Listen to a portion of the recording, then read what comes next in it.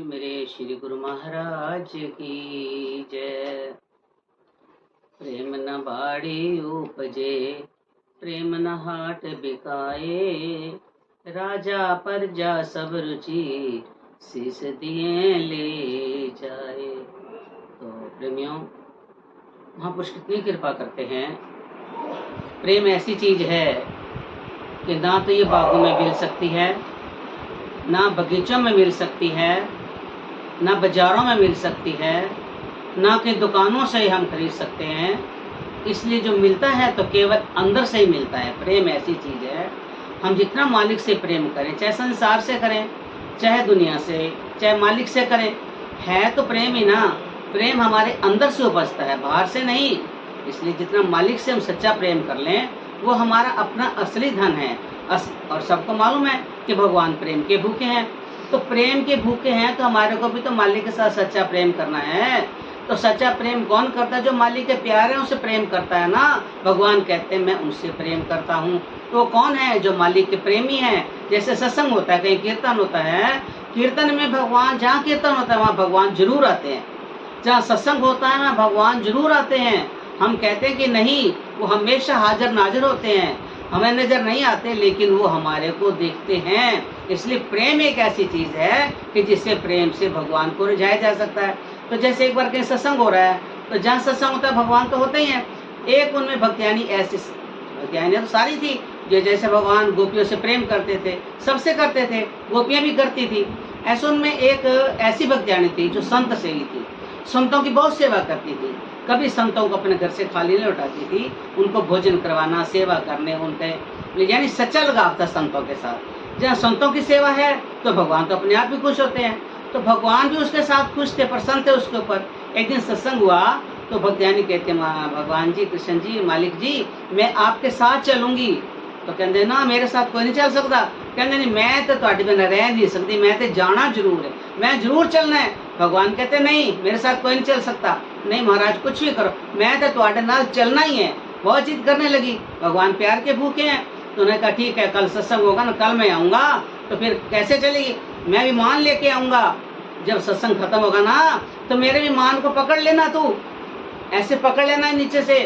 फिर जब मैं उड़ूंगा तो साथ आ जाना। वही बात हुई। अगले दिन सत्संग हुआ, भगवान आए, विमान आया, सत्संग खत्म हुआ। जैसे भगवान जाने लगे तो भगवान ने थोड़ा सा इशारा कर दिया, तो उसने भगवान के विमान को नीचे से पकड़ लिया। जब पकड़ लिया, जब जाने लगी, नीचे संगत बैठी थी, हाँ ऐसे चली, अस्ते रह गई कल्ली। जो उन्होंने ऐसा कहा ना, ये चली है, तो उसके कानों में आवाज आ गई। आवाज आई तो उसने पता क्या कहती है? तो संतों की सेवक तो थी, जैसे अपने से होती है, संतों की सेवा करते हैं। तो उसके दिमाग में क्या, उन्होंने कहा नहीं ये चली, उसके कानों में पड़ गई बात। कहती है, एने एने मखना दे पेड़े भी तो संतानों मैं ही खवांदी सी ना। जब उसने ये कहा ना, एने एने मखना दे पेड़े संतानों मैं खवांदी सी, ओ धड़म नीचे। तो इसका मतलब क्या हुआ? कभी भी सेवा करने के बाद अगर मैं आ जाती है तो सारी बराबर हो जाती है। कभी भी सेवा में अहंकार ना करे, घमंड ना करे। अब धड़ाम से गिर गई, क्या मिला उसको? अगर उसी को गुप्त रख लेती, अगर सुन के चली भी जाती, तो उसका सब कुछ बच जाता। लेकिन कानों से अपनी बड़ाई सुनी नहीं जाती ना, अपनी बड़ाई सुनी, धड़ाम से गिर गई। इसलिए कभी बकरे की तरह मैं ना करो। जो कर अप्रेमी लोग जरा सी सेवा करते हैं या पंखा ही दे देते हैं, पंखे के ऊपर दुनिया भर के नाम, अपनी कई पीढ़ियों का नाम लिखवा देते हैं। और फिर जो पंखा चलता है ना, कहते हैं साढ़े पूरज घूमने को नजर आ रहे हैं। अरे वो घूमेंगे नहीं तो क्या करेंगे? तुमने एक जरा सा पंखा लगाया, 7 पीढ़ियों के नाम लिखवा दिए। वो ये दिखावा नहीं तो क्या है? तभी तो कहते हैं अगर दिखावट है तो वो सजावट है। अगर सजावट है जहाँ, वहाँ गिरावट है, तो गिर गई ना।